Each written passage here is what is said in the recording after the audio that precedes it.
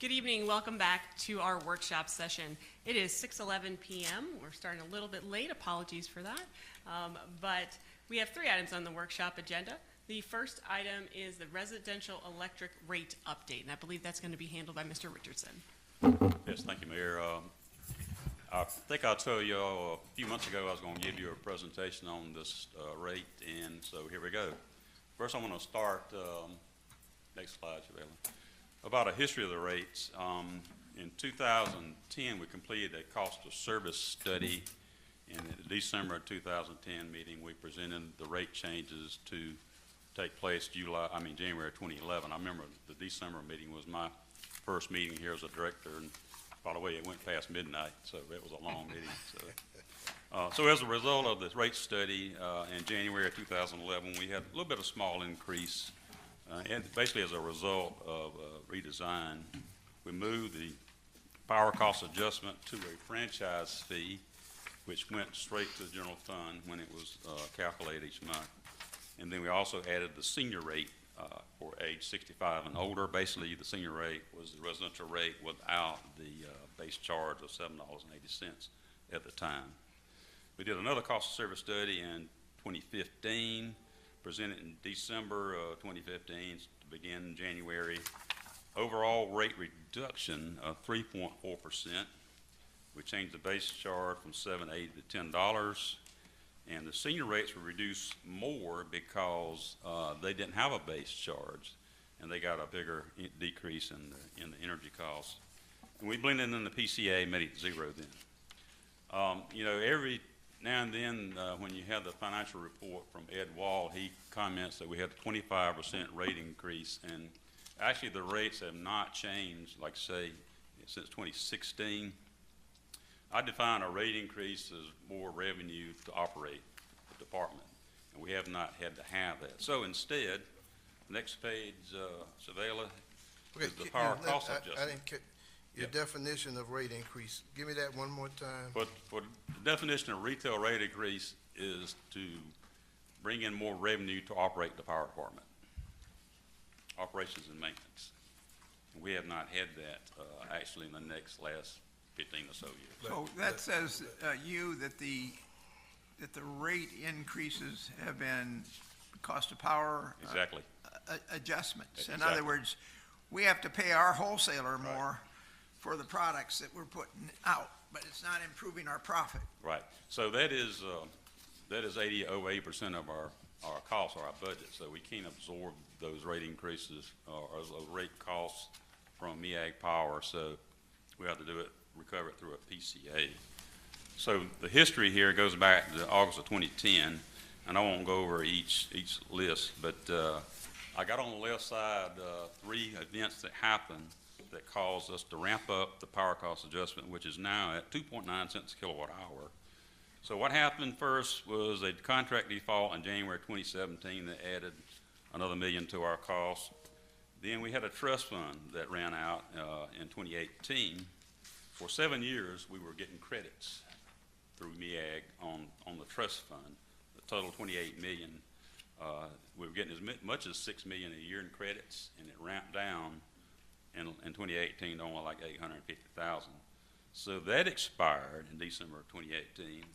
And then, lo and behold, in March 2020, we acquired another 15 megawatts that added another $4 million to our cost. So the perfect storm, all there total up to 2.9 cents a kilowatt hours we had to add to our rates.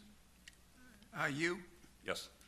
The Sandersville 15 megawatt, the default, that was 15 megawatt, wasn't it? That's right. So we got hit with a sudden 15 megawatts that we didn't need, Right. but we had to pay for. That's right. It was in the contract. If there's a default, it falls back on us. And while we would argue that that wasn't right and we should have won in the court, we didn't. So we're still carrying the burden for that. And one question I asked you, I guess in my follow-up question to my questions was, how much of that 15 megawatts are we still trying to make up by some of these blockchain contracts and what? And what was your answer, I think? Yes, we got about 20 megawatts excess still. Even with what we've added with the data center, we still got 20. I'm trying to get that. I think there's going to be a good chance we can get another data center expansion or addition to take that up. So we've got a way to go, guys. Our situation would be far better if we could find somebody to buy the megawatts that we have to pay for anyhow. Right. And Basically, when we got the 15 megawatts from Sandersville, we acquired all the debt service, all the operations and maintenance expense. It was not just energy; it was everything, which really hit us hard then. Let me ask you something, Hugh. Yes, sir. So we've got these, this 15 megawatts that we need to go out and figure out maybe how to sell, or if someone's looking, how much below market can we offer that amount of electricity? Well, what I are we mean, legally allowed to do? The market's gone kind of crazy lately. It's really scary. But we also have to look at this, and we sell it on our power lines. We also can get some tax revenue out of that. You know, you got T-Plus, tax and all that. And typically, we will charge all the infrastructure costs to the customer up front for them to get that special rate. So we don't have any expense to build the power lines to this customer. So it's advantage to selling it ourselves than MEAG selling it to other cities. Okay, well, in terms of selling it ourselves, the prospect of selling it at a slight loss. Well, I think we need to look at a long term there. We may start out low, but we need to end up high. We need to get our money back somewhere in the contract. And how do we do that? We give them a teaser rate coming in, Yeah. and That's what we did with the Clean Spark. They were a customer choice with Georgia Power, so to win it, we had to do that. let's see if we can do that again with one of those Well, outfits. the one that we're looking at now is not a customer choice, so we can, It's not a what? it's not a customer choice area by Edison Substation, so that's ours, where they. So no matter they how get large- they get rack rate. Yeah. Okay. Next page, we want to talk about the rate design considerations. And typically, all utilities have what they call a tiered rate. And in our case, it starts out at 500 kilowatt hours, and that usually represents the use of appliances, lighting, and water heaters. And anything over that is for heating and cooling.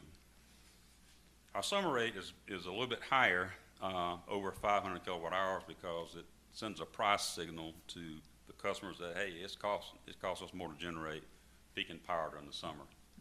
And then in the winter, we actually go down over 500 kilowatt hours, and that is in place to encourage electric heat over gas, natural gas, and rewards those that would have electric heat. A little bit of information: our average monthly usage for our residential customers was 812 kilowatt hours in the summer, 823 in the winter. So when we look at the PSC survey, I usually zoom in to the 1,000 kilowatt hour level, which is more toward our average. And Hugh, let me ask you a question about that. In terms of our average monthly usage, I'd like to see that broken out in terms of residential average monthly usage and rental average monthly usage, because I'm assuming there'd be a difference slightly in both of those. Maybe this is all residences here, so yeah, So this is apartments. homes and everything. Is this businesses or only Dwellings, this is all where people live. residential? Yeah.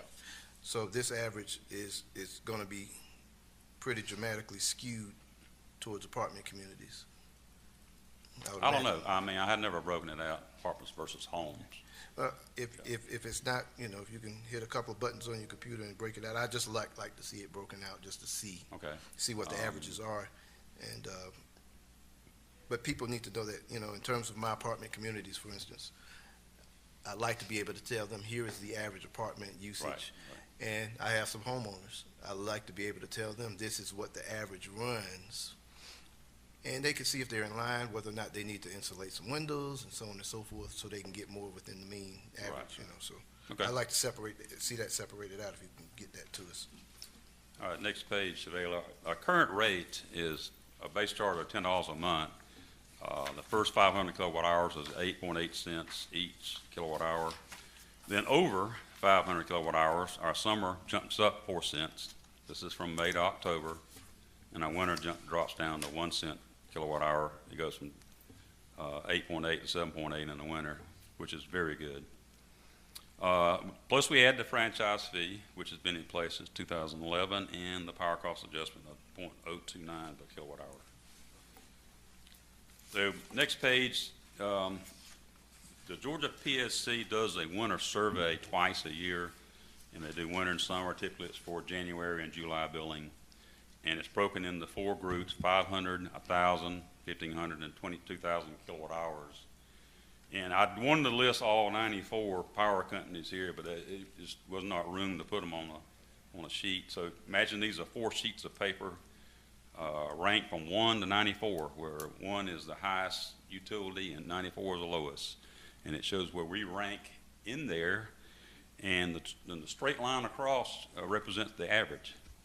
So if you look at winter, our 500 kilowatt hours, we actually are under average. We're 3% under average. But if you go higher, 1,000, 1,500, and 2,000, we're just above, about 3% above. So the winter rate looks pretty good, especially after we've added the power cost adjustment we've had in the last few years. So next page, the summer survey looks different.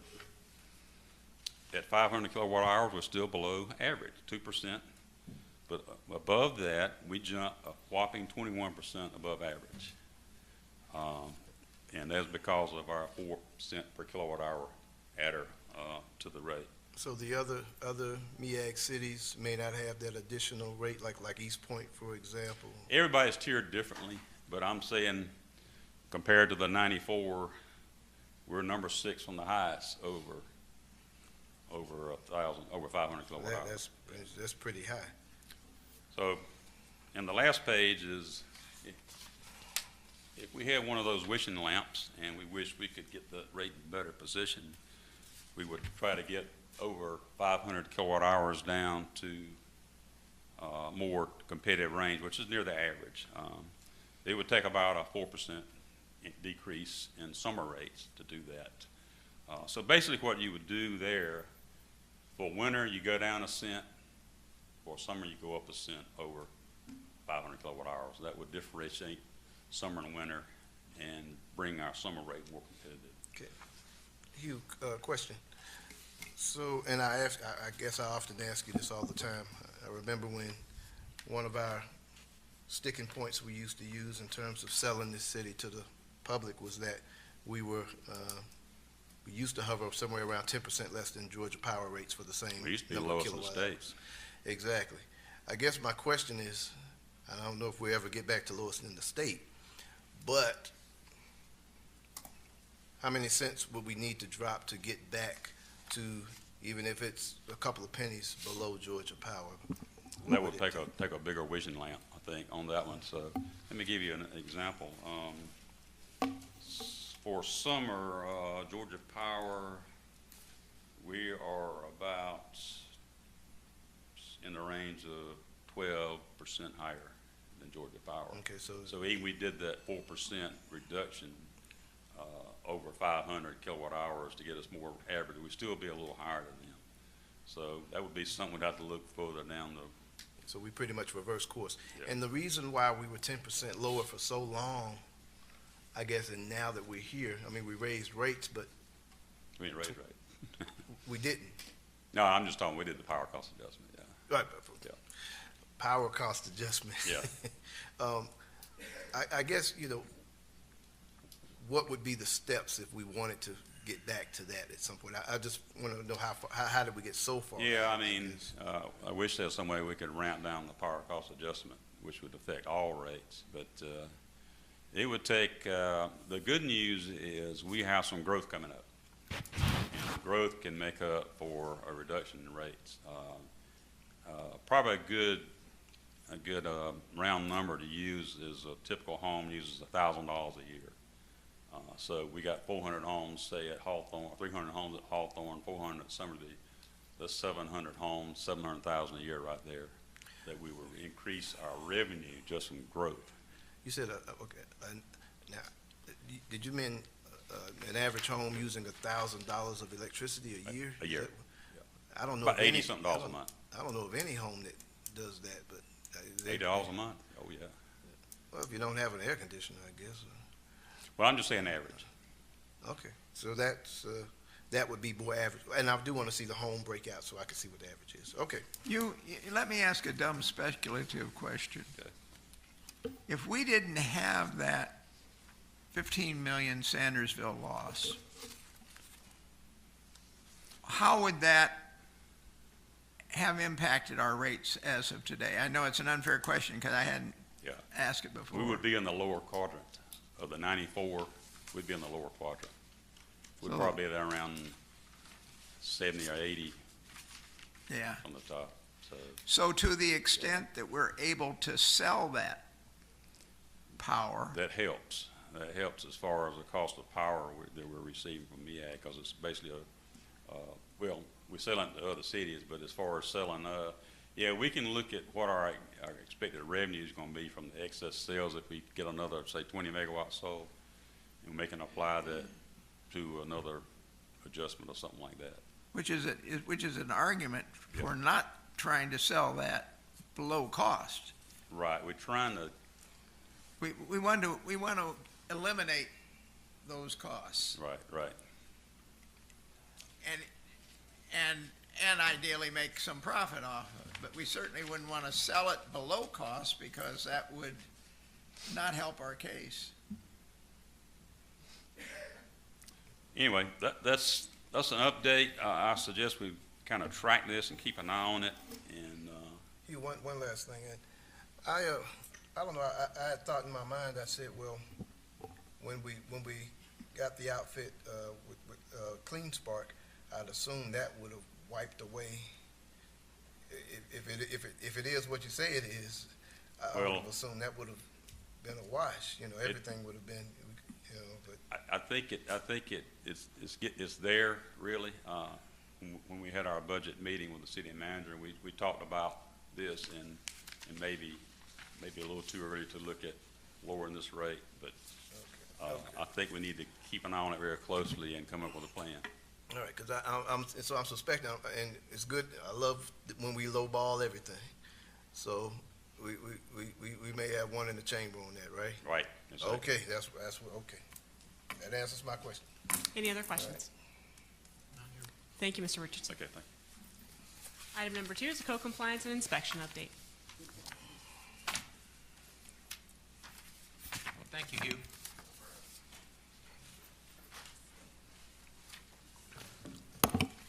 Greetings, Mayor and Council. I am very excited to update you on the ongoing activities of code compliance and the inspections department. I wanted to first start by going over myself and introduce you to my team and explain kind of what our positions and what we do. So for those who are not familiar with me, I am Tasha Hall Garrison. I am the Community Development Administrator, and I oversee the supervision of code compliance for the City of College Park. I also oversee non-infrastructure grants, and I assist with any quality of life issues. Going on with my team, I would like to introduce you to my lead officer. Hello, I'm Jatia. I'm Corey. I'm Reginald. And this team, as you see before you, Officer Ellis, Officer Cofield, and Officer Carter are our code compliance officers. What their responsibility is, in short, is ensuring that our residents live in a safe and healthy environment, no matter where you are in the city, whether you're visiting a business establishment or in home. They help to investigate any complaints received, as well as to meet with owners, businesses, property owners, to fix and adjust any issues so that we're all standing by the same guidelines. They also patrol and monitor assigned areas, but also they assist citywide, and they help to maintain any fouls or violations as related to citations and violations. I wanted to also provide a code compliance zone map. One thing that we did keep when we made the transition from the police department to economic development is the use of zones. So each officer is assigned to a zone area, and those areas are an overview of the different prospective wards within the city. I would like to also introduce you, or to have Ms. Sabrina Walters to introduce for inspections. evening, Mayor and Council, and you all are aware of who I am. I am now doing the permit coordinator and planning and zoning administrator. So I do assist Tasha and her code compliance officers with the stop work orders and making sure that we collect those fees. And I do generate the reports for the compliance officers, the stop work orders, and any zoning and administrative work that needs to be done. Thank you. Tammy, you mentioned your code compliance zone map. Yes. Did you mention that this area map coincides with our wards, or? No, it Okay. coincides with the police zone. So we Police have zone. a Got it. police zone Okay. map, which was utilized Okay. in the formation of the compliance map. Got it. On the next chart, I want to show you, this states the influx, due to COVID, there was a large influx of staff from the time which I began, which was July 15th, 2021. As you see in the color blue, it is indication of the decline of staff. There was about 2 months where we only had one code enforcement officer. As well as in September, we began having only one person within the inspections department. Despite these staffing decreases, we actually had an increase of stop work orders. There was a total of 64 stop work orders issued since the month of September, beginning with July and August, starting at 0. With Sabrina's collaboration, we have taken that to 64, and in total have collected $37,253.95 alone with the enforcement of stop work orders. This is short of saying that we are not using this as a means to receive funds, but we do want people to follow the procedures and to get permitting, because that is how we ensure that the next residence in the home is in a safe and healthy condition. But if you do not follow the procedure, the enforcement is a stop work order, and that is how we were able to collect those fees. The chart I'm looking at, is this the same one that's on your screen here? Because I've got something different. But Yeah, so do I. Yes, the one that was provided in the packet, my apologies, it did not complete the information, but the one that is provided today has the most accurate information. So And I how can do we go get over it. that chart? I can provide it to you. It'd be really nice to get the right chart before the meeting. Yes, sir. I take full responsibility. It was on me. I can go over the numbers if you like, if that would help you at this time. If not, I'll provide this afterward. No, I just, Let me ask you, I need a if copy. somebody contacts you all or puts something in, I notify College Park. I see a lot of grass higher or whatever. Somebody comes in and says, house on such and such a street, the grass is high, or that procedure, where does that go? Does that go to you? It does. So Or if to the, it's, or to the code enforcement officers, or do you disperse it to them, and how does that work? sure. So as far as with grass cuttings, that goes to myself, Building and Grounds, and Melissa Escriveria, the Public Works Director. We then look to see which department it would fall within. If it falls within code compliance, myself and Officer Ellis have access to Q Alert, in which we would forward that information over to the prospective officer for them to follow up with a warning or citation as needed. Okay, and if you give somebody, let's just say, my grass is high, you come in, you give me a citation, how long do I have to cut that? Because with rain and sun, it grows pretty quick right now. Correct. So typically, our goal is to have compliance. I would say that typically no more than 3 days is given, but it does depend upon the weather as well as the condition or the reason as of why. There are conditions as if, let's say that we've had a situation where the yard person, typically this person does maintain their yard, and either the homeowner or the maintenance employee falls ill. At that point, we may give them another time so that they can find someone else to cut the yard. But typically it's about 3 days. With the I Notify, I know we talked about this before. Where's the physical phone number option for this Notify service? That would be a Michael Hicks question. I don't have a phone number for that. Okay, and I've talked about this a couple of times before. It's my belief that we're leaving out a whole lot of people of service in terms of this type of service that do not use the new technology.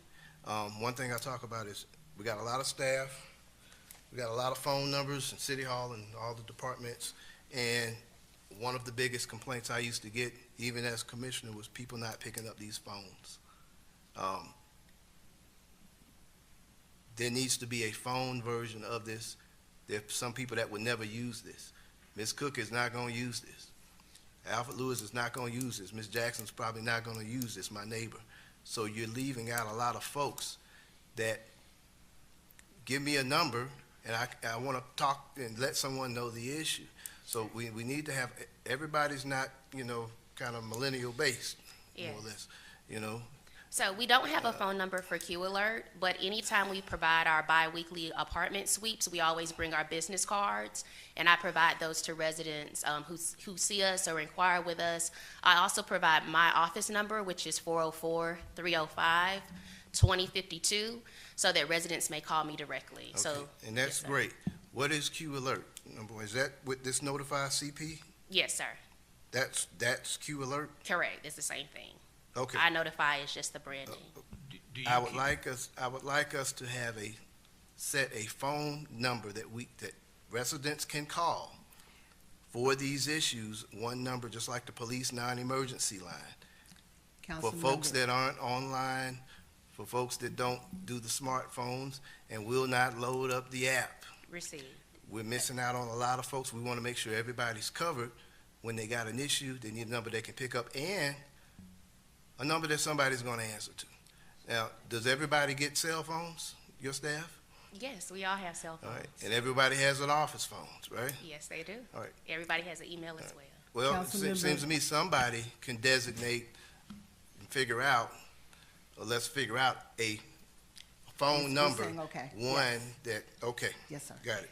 All right. Councilman Allen? No, that was the only thing. If somebody gets a citation and you go back a week later or whatever, and it's still the same, what is the process there if they have 2 or 3 citations? What?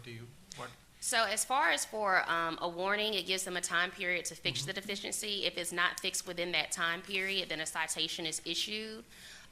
With compliance court, we have court, but prior to us going to court, myself and the officers drive around and verify if any of those deficiencies have been fixed. If they have, then we will ask for that to be dismissed. If not, then we proceed with court proceedings. Okay, thank you. Yes, sir. Next slide. So I wanted to provide a listing of what we currently have licensed apartments. And when I refer to licensed apartments, these are multifamily properties by the definition of College Park's multifamily tenant rental ordinance. Currently, when verified through business licensing, there are 24 apartment buildings or multifamily buildings that are licensed and registered under business licensing. If we look at the next slide, you will see the difference of the color change. So in orange or yellow, you will see the 24 that are listed, but in green, you will show 91 apartments that are not currently licensed through the business licensing of the city. Okay, wait a minute, Wait, wait a minute. I don't see I'm 90 confused. anything. The chart that I have just shows some green ones. Correct. There's some in yellow as well. So the first one is, They're not Okay, my- there's no they're yellow not on on my our chart. sheets. there's 2 slides. So the first slide just has green, and the second slide says potential multifamily tenant properties. My next Unfortunately, slide there's not says a- insert We map. don't There's have not a map on there, no. so Insert map. if you can just supply us with those later Will on do. and just explain what we're seeing. Okay.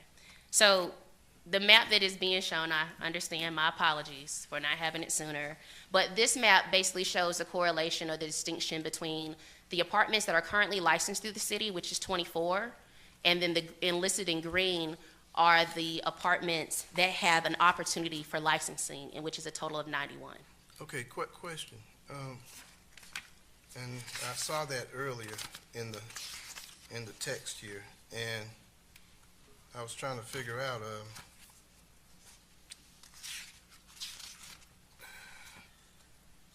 how can you have an apartment that does not have a license in terms of, is this, you talking about a rental property or? I am referring to rental properties. Some of these properties historically were homes. They might have also been townhomes or condominiums that over time have been purchased by one individual and now are currently being managed by a management company.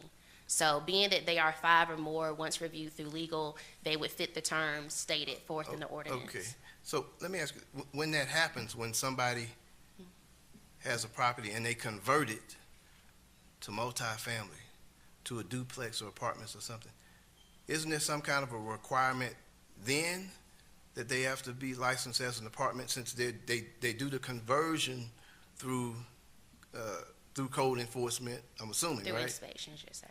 Yes? Through So- inspections. Well, once they go through that process, I would have imagined, well, you say, well, sir, ma'am, you're turning this house into a duplex or a quad. Now you have to get a license as an apartment. Wouldn't that be in the same process? Or- That would if they notified us. So what has happened in a lot of these cases for those who have done work without permits, we are not notified because we are not included in the permitting process. For the properties that were previously under multiple owners and then purchased by one individual, there is no flag for us to be notified in that period. Okay. The way that we were notified of these properties stated today was through pulling the tax records, also by visual inspection by Officer Ellis, as well as through verifying the information for utility service through customer service. That was the next question I was going to ask. If you said there's no way for you to know, then how did you get the map of the 95 unlicensed outfits, I guess? Yes, sir, I had to research. Okay, so we know through the... We know now. We know through the power company? We know through customer service, yes, sir. And again, departments talking to each other Yes, sir. we would have caught it day one when they turned on 2 meters as opposed to 1 meter, or when they turned on 4 meters at this address as opposed to 1, and, you know, communicating with each other. Hey, Yes, sir. we got 4 meters over here at this address now. Obviously, it's a quad, Understood. so Thank you. Next slide. just, yeah. Tasha, Yes, I'm frustrated. understood. I follow up what Councilman Carn said.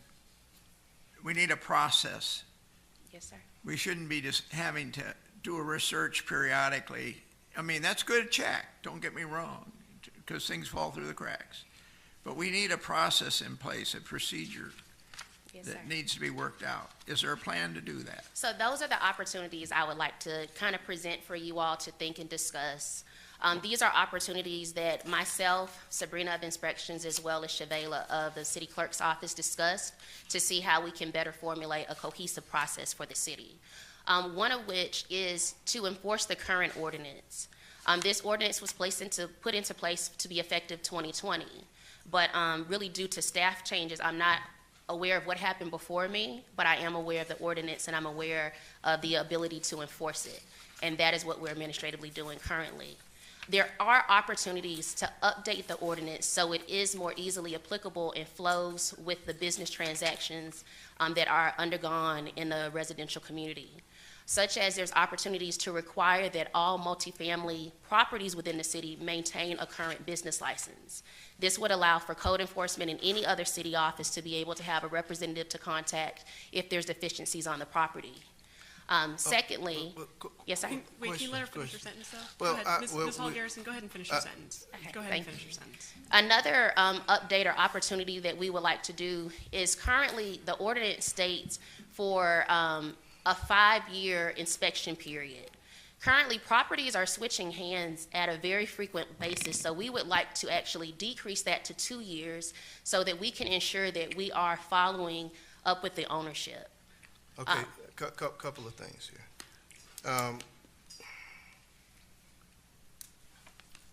So you're telling me apartment complexes aren't maintaining their business licenses? Yes, sir. How is that slipping through? An entire apartment complex, they don't go get a business license every year at the required time, or notification your license is due, or? I what do we can't have tell in you place? how. I can just state that in my year of this position, I have found that to be the case in a couple situations. Yes, Okay, sir. business license, is that Chevelle, is that you, or is that? It is me.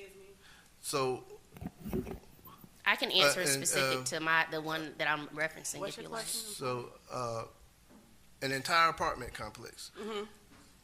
They got, pretty much have the option of not getting one if. They don't have an option, but once we find out, we notify code enforcement, and then they'll go ahead and do their enforcing.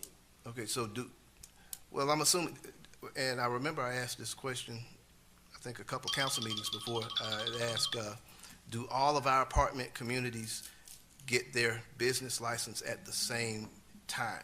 All business licenses are required by March 30th of every year. March 30th. So I'm assuming we send out the bills January, February? No, we send them out in November, December. November. So they got plenty of run-up time. Well, it might not hurt to have some kind of a tickler file that says, well, obviously these are our major apartment complexes. Hey, you got to be licensed to operate, and, you know, so. Yes, sir. And We the do. other thing is, I think compliance in terms of apartments, I think it needs to be annually, honestly. A lot of our trouble comes out of our apartment communities. And I'm not telling you something I heard about or I read about. I've lived it. So that's something that needs to be required annually. Don't we require alcohol license every year? Yes. This is just as important, if not more important. I wanted to go. I would really say it was more important, to be honest. I would But like to go back to the that's something comment I'd you like to look mentioned at. referencing the, how did that happen? I wanted to provide an example.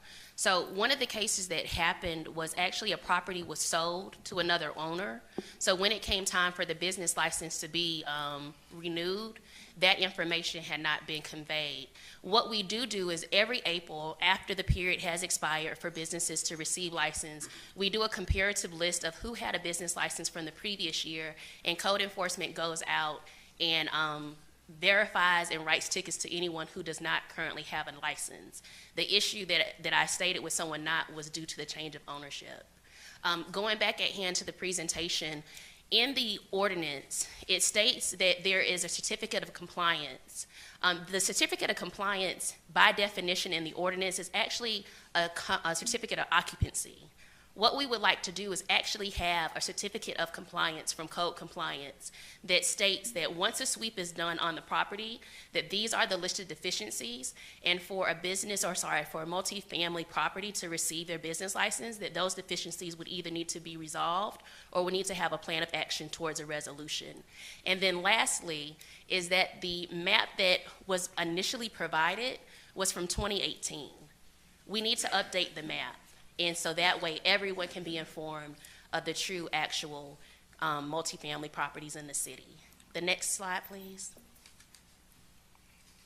So with I Notify, any opportunity for residents to participate is a great opportunity, as it does assist all of us in being better and doing better at our jobs. I would like to state if there's any deficiencies that a resident or an employee or even a visitor would like to make, please download the I Notify app, and that will be sent directly to staff so that we can fix that deficiency.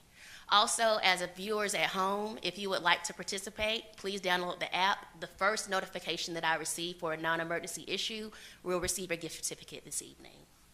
And lastly, I want to say thank you for your time, as well as to provide my contact information. I can be reached at 404-305-2052. My email is tgarrison@collegeparkga.com. As well as for inspections, Sabrina can be reached at 404-669-3762. And her email is swalters@collegeparkga.com if there's any questions from the viewers. Thank you, Ms. Hall Garrison. Thank you. Councilman Clay, any questions? Yeah, I walk a lot. And I can tell you for at least a year, there's a house in my ward. I'm not going to give you the address. It's not my job to rat out my constituents. But there's a house in my ward that has an RV parked on the grass, close to the front of the side yard of the house. And it's not there all the time. It's there most of the time. People probably don't know that it's inappropriate. They seem to take very good care of their property, not ratty. I don't think anyone's living in it. So what I found is that a lot of the code compliance is triggered by people reporting it. For example, I notify. The question is, how do we get in a more proactive mode? In other words, you say that, things are reported when people are driving around seeing grass high in the front yard. Why wouldn't somebody see this RV? It's a rhetorical question. I don't expect an answer. But there are certain obvious things. And so is there a checklist of things when you're out driving around that you ought to be looking for? There are some obvious things that are easily viewable, such as unkept vegetation, which would be tall grass, tree limbs, unkept property, which would be damage to homes, Right, things of those right. nature. I'm not asking about things that aren't. No, well, Now, this big old RV is, yes, sir. trust me, very visible. Yes, sir. We drive the city daily as far as each of the staff, including myself. All of us that have spoken today have been sworn under the oath to enforce the rules. To be honest, there are things that are very, you notice and you see, but honestly, we have started in some ways from a new basis, and they are on our list, but they may not have been prioritized as much as the others should. So to say, yes, there are some things that are very blatant, but with limited staff, we have focused on those larger issues. But yes, sir, that should be addressed. The other thing that happens is that illegal work gets done on weekends and evenings. Yes, sir. And I remember seeing a wall, retaining wall, that was built on top of our sidewalk. So beautiful job. I would hate to see it torn down. But it's really built on city property, on right-of-way, and it's taking off 8 inches, however block wall wide it is, probably 8 inches of the sidewalk. It's not a problem per se, but it's the kind of thing that we need somebody keeping an eye on the city on the weekend, which is when the illegal work gets done, and sometimes into the evening. And this was being done on the weekend, and by the time the weekend was over, I didn't see it on a Friday or Saturday. I think I probably saw it on a Sunday. Hey, the wall was basically built. Beautiful job. I'm not, like I say, I'm not in the business of reporting things. Now, if I see a hazard, if I see a building that is derelict and there's a vagrant living in it, I'm going to report that. But if somebody's grass is a little too high or what have you, I'm probably not going to say anything about it. Yes, sir. But we need to maintain some kind of a checklist or proactive or what have you. And I shouldn't be figuring out how it needs to be done. You guys are the experts, but the fact that we ought to have one is something I will point out. Duly noted. And in lieu of an I notify number, can we just post your number out on the website and say, well, if you can't use I notify, if you have in one of these kinds of issues, why don't we put it out on the city website? Is that good? Does that solve your problem, Councilman Carter? We need to establish a number, whatever number it is. It needs to be one number.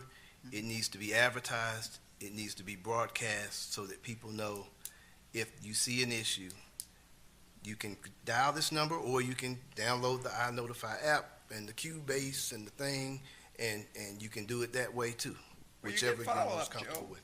So, If you do use iNotify is great. My complaint against iNotify is that it logs you out if you close the app. And you have to re-enter your password and your number, and that's crazy. And that's something that I wish Mr. Hicks would address with them, because I would report a lot more things via iNotify that I get tired of. our residents would report a lot more if there was a number as well. You done? You good?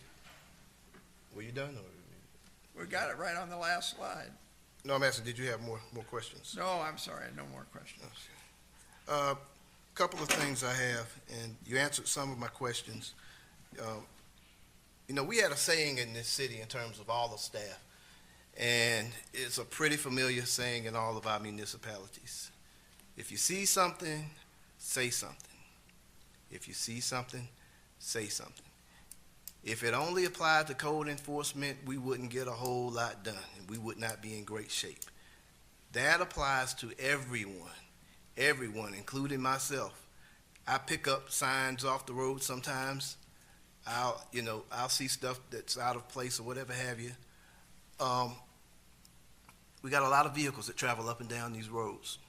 Now, some of them, their duties require that they cannot be looking for those type of things because they're looking for something else. Isn't that right, Officer Ward? However, there are other vehicles, such as Public Works and whoever else have you, that when you do see something obvious, folks, hey, would you want it on your street? Would you want it next door to your house? Call whoever you need to call, and let's get it up.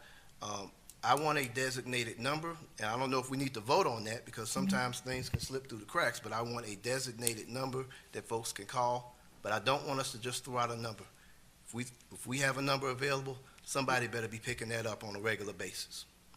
We got more than enough employees here, and if y'all are telling me 400 folks and nobody can pick up a phone, then we got a bigger problem. So I want that number to be answered, picked up. I almost wish there were a way to tie it into I guess we couldn't tie it into the police non-emergency line. I don't want to mix those wires, but a designated number that everybody knows. On this opportunities sheet here, so you explained to me the certificate of compliance. So you're going to go from a certificate of occupancy to a code compliance approval, is that right? No, it would actually be a combination of both, because the inspection is done so that a certificate of occupancy can be issued. In the ordinance, it states that a certificate of compliance is needed, but by definition, that's just a certificate of occupancy. So we could actually have in combination both of that, a certificate of occupancy as well as a certificate of compliance from code enforcement or code compliance to ensure that the property is up to code. Okay, you completely lost me on that. Sure, so let me explain. The code compliance is the inspection portion, and then you get a certificate of occupancy. Is that it? No. No. Okay. Per the ordinance, by definition, the certificate of occupancy is called a certificate of compliance. Okay. The inspection is done, the inspection that is scheduled through Sabrina in the inspections department is an inspection for the certificate of occupancy. What we don't have is we don't have anything coming from code enforcement saying that there's litter on the property, that the trash is being taken out, that the furniture is in a designated space, that there's no derelict vehicles, that the safety and the lights and the doors, if there's any vacant apartments, we don't have any of that. So now we're providing business license for people who literally have deficiencies when we could provide a CO and a certificate of compliance. So it would make sure the inside of your building is good as well as the outside of your building. So the CO covers the inside, the compliance covers the outside. You got it, yes, sir. Now I got it. Okay, now you mentioned if they're not approved, that they don't get a business license. Is that what I heard? Yes, that would be Okay. correct, if they are Now, not approved. If they're not approved, okay, got Correct. it, that makes sense. But still explaining how all of these apartments don't have there's a lot of them that don't have them now and are fine. So I guess the question, they're gonna be like, well, we don't need one necessarily. They hadn't been checking for one all this time, but you're gonna round up those that don't have them, and you all are gonna take care of that, right? Yes, sir. Okay. The updated apartment map. Now, I know we've got, Mr. Jonathan's been in there over a month now, I think since the end of April. Is there any reason why we can't get a new apartment map? No, he actually made the maps that you saw today. So all it would need to be is to recognize that we are going to enforce or allow the opportunity for all properties over 5 units to be recognized as multifamily tenant residents, and then he can confirm that opportunity map into an official apartment map. Okay, you said opportunity map? Yeah, that's is what I that? called it in the presentation. An opportunity map. Correct. Because That's- currently we that's- have what's licensed, but in the ordinance, it does not require multifamily properties to maintain a business license. As far as for, A multifamily apartment is not required to maintain a business license? per the ordinance, the multifamily tenant residential or rental ordinance. It just says you don't have to have a business It doesn't have it license. specifically under that portion. Okay. So city But- attorney can chime in to correct if but it's in I'm another assuming- portion. I'm assuming every business entity has to have a business license, right? Some of these businesses are not operating as entities under the city. They may have licenses other places, but their property management nor the owner are maintaining a license with College Park. How much So- revenue are we losing because of that? So I went to check the numbers today. It depends upon their gross revenue. So I wasn't able to give a definite number, but we are losing the inspection Rough fees. idea. Shavela would have to chime in. I have no idea. Okay, so we know we have 95 apartments that are operating with no business license. And you're saying they don't have to operate with a business license in the city because they could have a business license No. outside of the city? No, that's Is not that- what I stated. Okay, that's not what I heard, Yeah, okay. what I stated is that as far as if they have it, I don't know. What I do know that is within the multi-family tenant rental ordinance, it does not specify specifically to that portion of the ordinance that they have to maintain the business license. I don't know if it's located somewhere else, but in that portion of the ordinance, it should be stated there as well. Okay, That gotcha. any multifamily over 5 units must have a business license. Okay, all right, well, it sounds If I like could we got chime some in, work to do. I'm sorry, any business that is doing business in the city has to have an occupation tax certificate, so that goes for the apartments as well. Okay, so do the 95 have that at least? No. So So they if don't that, have if either that is the one. case, then we can go ahead and enforce it. So they don't No have either problem. one? Well, I mean, this is news to me. I mean, how long have we known about this? I've been in this position for about a year. This ordinance was created in 2020, so Okay, 2 years. All right, When we get the map, could we please get a listing of addresses? And Shavela, if we get a listing of addresses that don't have the business license, could we get then a rough estimate of revenue? We can't do it based on the business. They have to give us a gross income, and that's how we can know how much they have to pay for the business license. So who on staff can coordinate that? City manager? We wouldn't know if they don't give us a number. We go off their numbers. What I'm gonna suggest is that we take that list of properties that get us to the 90 and have, Tasha's team, look at pursuing, or whatever group that we put together, pursuing those companies for business licenses, what I would propose. okay, and there are a couple of things I'd like us to add to this since we're modifying things, because obviously we need to modify them. I talked about this at the second council meeting of this year. Our requirements for rental and owners is, in my opinion, dismal.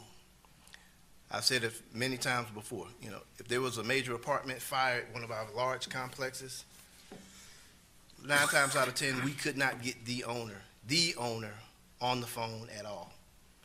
We don't require direct contact information.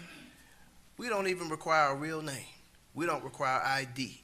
We don't require anything that would make sense for such a large business, as well as public safety, life, residents living there. The most comprehensive application I've seen in this city is our alcohol application.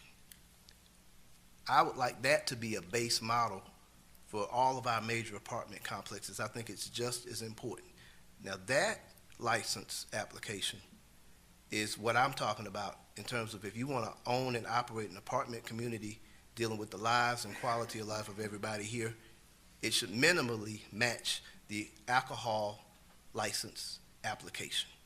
I don't know if you're familiar with that application, but that's about as tight as we get. And that is what I expect. I've seen apartment owners I was at a manager's office last week.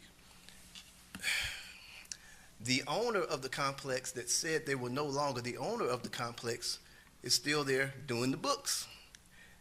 But they can put whatever they want on paper. And this gets complicated in terms of taxes and evasion and the whole nine. A lot of these apartment owners do some of this stuff every year. And they can switch it out just as easy in College Park as they want and set their tax structure up however they need. And this year, so-and-so owns it. The next year, their auntie owns it. And 6 months from there, their cousin can own it.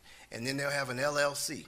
At 28, I'm not going to say which apartment complex, the residents were so frustrated because they weren't getting the services, and the manager on site said, well, you're going to have to deal with the owner. You're going to have to talk to the owner. You're going to have to talk to the owner. Who's the owner? They gave them some company name with a physical street address, right? 3 of the tenants drove to that address, and guess what?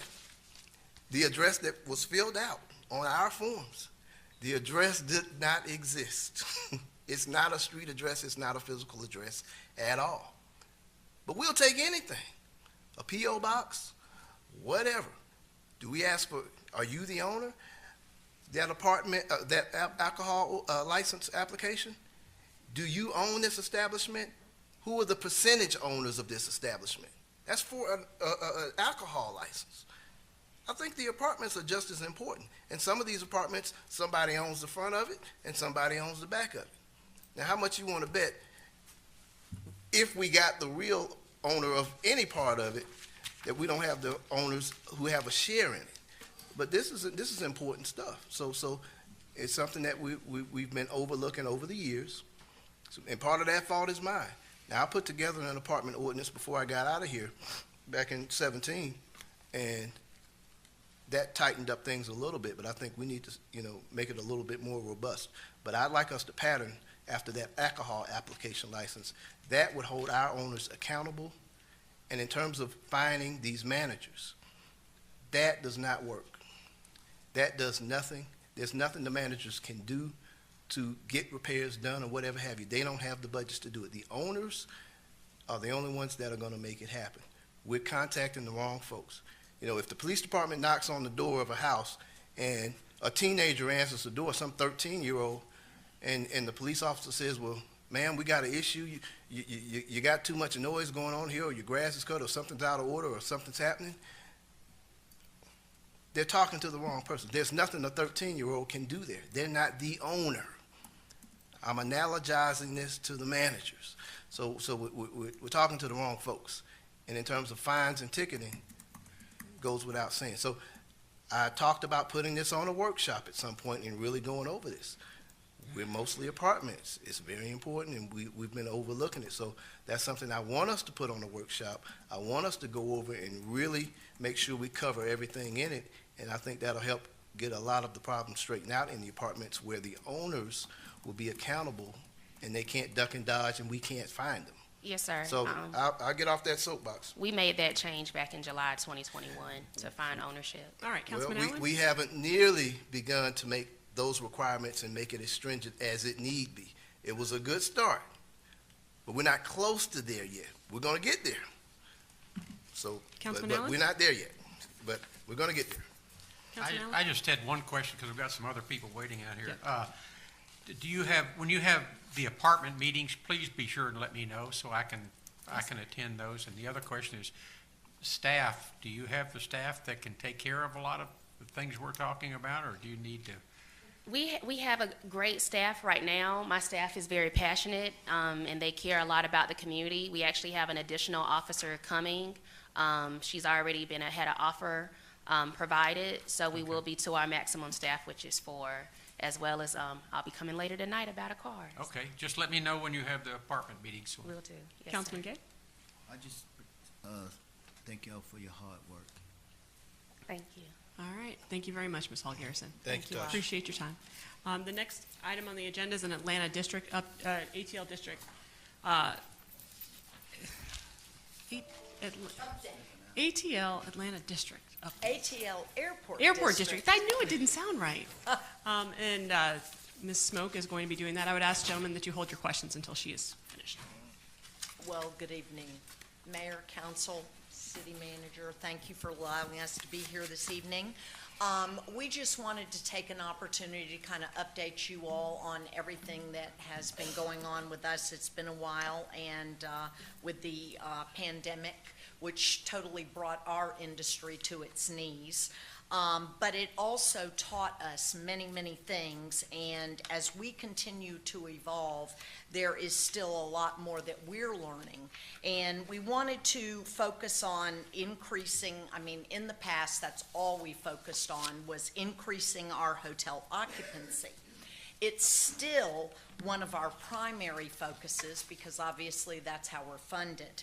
But we've also learned that we need to work more closely with our cities, and especially the city of College Park, and we need to market our destination more holistically, which is why we're here tonight. We wanted to kind of tell you where we are, where we've been, where we're going.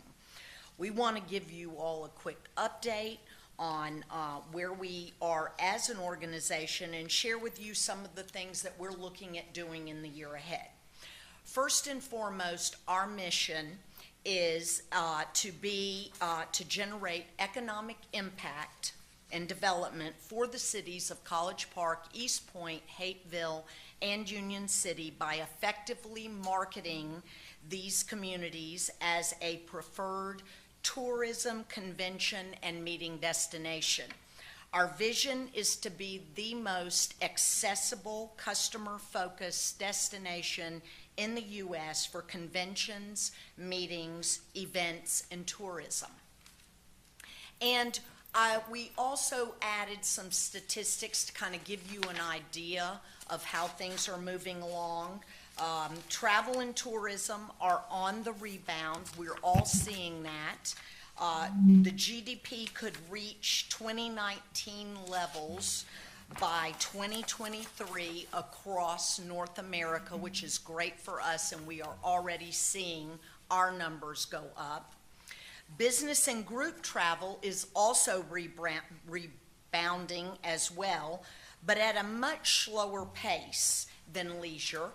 And the meetings and conventions and trade show industry is slowly recovering, and is projected to achieve and exceed pre-pandemic levels by 2024. So that's great news. Now, just to give you an idea on our numbers for the DMO team, in last year, fiscal year 2019-2020, we generated 291 leads. This year, we have already generated 562 leads. Our room nights are up, and those sales leads are up 93%. Our room nights are up 32% from 30,866 to 40,857. That gives us an economic impact so far this year of $54,292,680. So this year we're at 54 million. Last year we were at 37 million. So we're definitely seeing a real growth spurt. We're outperforming all of our peer groups, including the city of Atlanta. Some of the top groups we booked this year, you all have a list. I'm not going to read them all, but of course we had a very large Chick-fil-A meeting, and one of our biggest citywides was the AKA sorority meeting that we hosted back in April that was a buyout of the center and the arena and had over 8,000 attendees. It was amazing, and we are working hard to try to get them to come back sometime in the future. So that just gives you an idea of some of the groups that we've booked.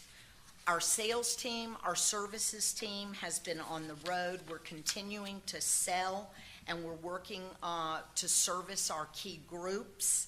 And then these are the trade shows that our sales team is going to be attending this year, just so you see. This is business that we're going after to target for the GICC, the arena, as well as the hotels. But we know that when we book a piece of business in the GICC, it generates all the revenue. It fills the hotels, it fills the GICC. It's the business we really, really want to target. So we're going to switch over now to our marketing report and the promotion of College Park, public facilities, and our key tourism destinations. These are the items, the areas that we are marketing currently. Of course, the GICC and the Gateway Center Arena, the College Park Golf Course, the historic golf course, public parks and their amenities. Splash Pad, we know, is coming to Charles Phillips Park. Rec centers and their amenities, including the Rock Wallet, the Tracy Wyatt Rec Center. The College Park Auditorium, the College Park restaurants, and tourism-related businesses such as spas, shopping, anything like that. Anything that's open to the public that anyone from anywhere can come to, we will market and promote. This is going to be done through social media support, public relations support, creation of collateral, materials, flyers, brochures, digital content, advertising as needed, radio ads, whatever we can do. Event marketing and promotion for College Park events. Now, this is a little bit different. Events that we can promote, again, have to be open to the general public. So College Park Department of Rec and Cultural Art events, your movie nights, your jazz concerts, your Christmas parade, we can promote all of that because it is open to the public. Other city festivals and events that are open to the general public, we can promote. GICC and arena events, we can promote. College Park reunion, we're going to work hard to promote for you. And that, again, includes the same type of support.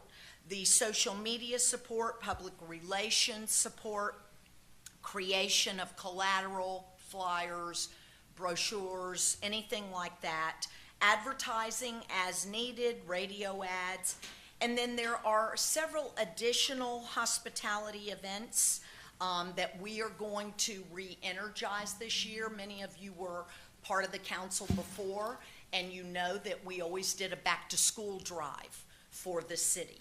And obviously, because of COVID, we had to cut back on that, but we are going to reinstitute that again this year. So starting in July, we will be creating book bags. We're going to be getting the hotel community to buy in. We'll be bringing them and delivering them to each of you for your awards. Additionally, we're going to do our Christmas toy donation again, which we did before. We had to quit because of COVID. Now we're reinstituting that. We'll be bringing that back for you all to benefit from, and we'll be bringing the toys for each of you for your awards. And an additional item, we are the sponsor of the MEAC SWAC Challenge, which is their kickoff game. It is aired on ESPN, so we get a lot of coverage from that. And I'm, as a sponsor, I'm going to be able to give each of you for your award 30 complimentary tickets. You can use those for your constituents. You can use it for kids at the rec center. Whatever you see fit, we want to give you those tickets as a sponsor to use in your ward and to get the public there. What is that? What is Wait, It's hold on 1 second. Go right ahead, finish your, we can answer that at the end, but go ahead. I'll be glad to, yes. Okay. So anyway, and then the general marketing and promotion of College Park as a destination and economic driver includes city promotional materials as needed. We're going to work on a video. We've been talking with the city manager, and we're working hard to get that to come to fruition. City ad campaign for use in destination marketing. We've always had College Park as a separate entity, as we have all of our cities. We're going to continue to do that in a more holistic way with print and digital ads. We're going to do ad campaigns for the GICC and the arena, including all the ad creative and ad buys. We're going to do meetings, conventions, and trade shows, sales support, and collateral and presentations when we go to those trade shows to sell our city and its convention center and arena. The GICC and arena client proposal software and template creation. We're going to work with the team at the GICC. They support us, we support them. We want to ensure they have the tools necessary to do a great job and get more business.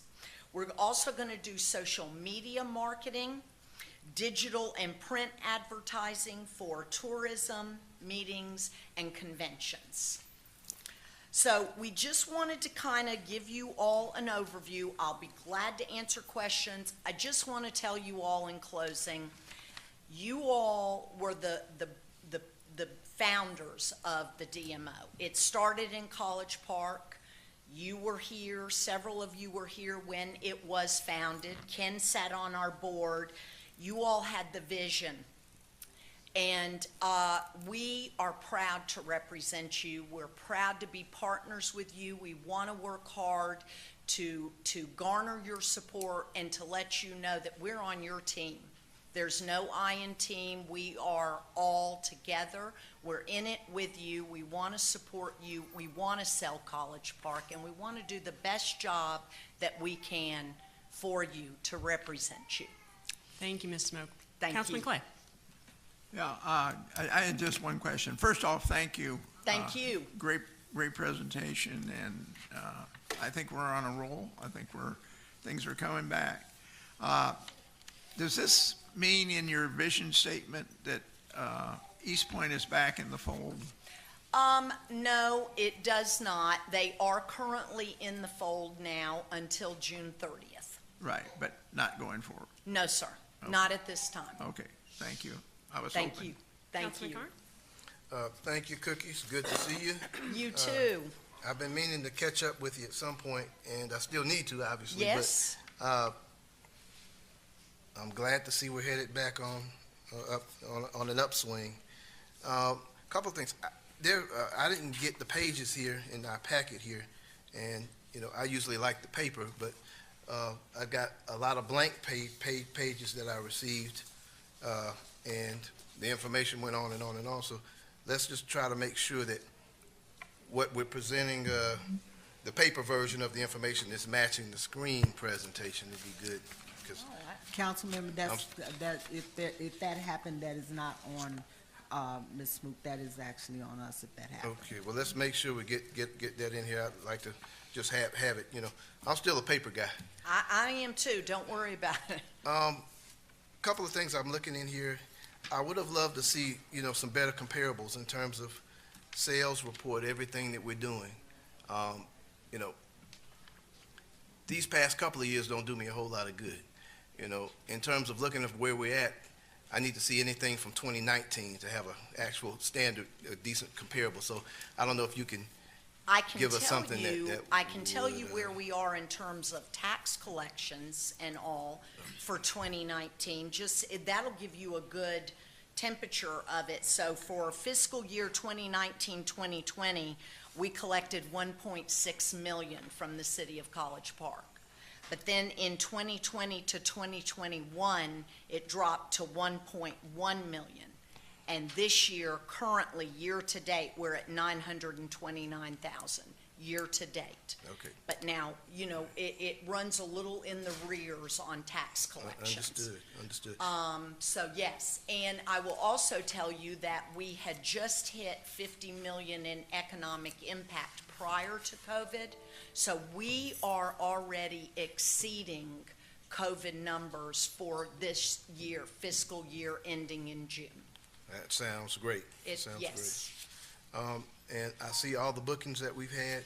Now, I'm assuming this was a team effort along with the GICC as well, is that right? Oh, absolutely, Okay. absolutely, That's good news. absolutely. Yeah, working together,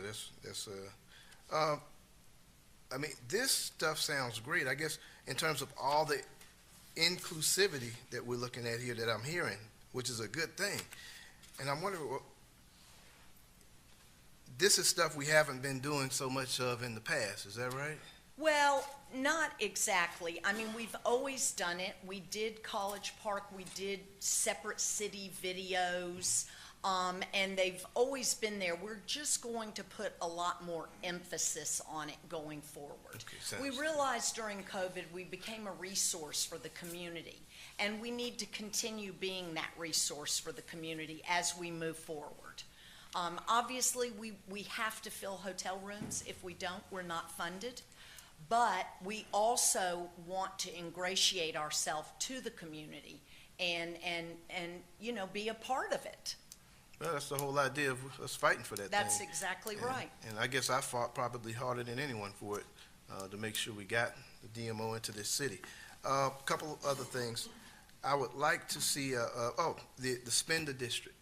At some point, can you just give us a full budget in terms of expenditures for spender district? And not Sure. just the marketing expenditures, but all DMO expenditures for that event. Absolutely. And the last thing, I mean, this is again, great presentation. Thank This you. is a good public front-facing report. I need a good internal report to get caught up in terms of where you all are internally. And I don't want to wait till, the end of the year report for that, but at some point, I guess we can catch up, and maybe they've already gotten this over the months, but I want to really just sit down and get some internals in terms of where everything is and how everything is operating. So at some point, I want to sit down with you and get that from you. And when you say internally, can you give me a better idea what you're talking Just about? the whole gamut. Your budgeting, Oh. salaries, operations, where we Sure. at, leases, you name it. Yeah. Yes, the we whole- can the whole absolutely nine. do that. Okay, well, I appreciate it. I'm Certainly. glad things are looking up. Councilman Allen? First of all, I don't think a lot of people realize how much you all do behind the scenes. AT, the rest of your team, Mercedes, everybody working together to try to bring the AKAs, Chick-fil-A, everybody else in to try to see how many hotel rooms that are available, how much space is available in the GICC or the arena. You all plan years in advance. You all are out there 3-4 years in advance trying to bring things in and make sure that we have them. So thank you very much for your team and everything that you all do. I mean, you bring so much to this city, the little banners up and down the street, the signs on the garbage cans, everything else that your team does. Thank you very much. I appreciate it. Well, we couldn't do it without your support, so we thank you. And of course, without Mercedes and her team. They're our, part of our family too, so it's a work in progress, and we work very closely together, so. Thank you, Ms. Smoke. Thank you. Appreciate your Thank you. time. Thank you. All right, we've got 1 minute. I need a break.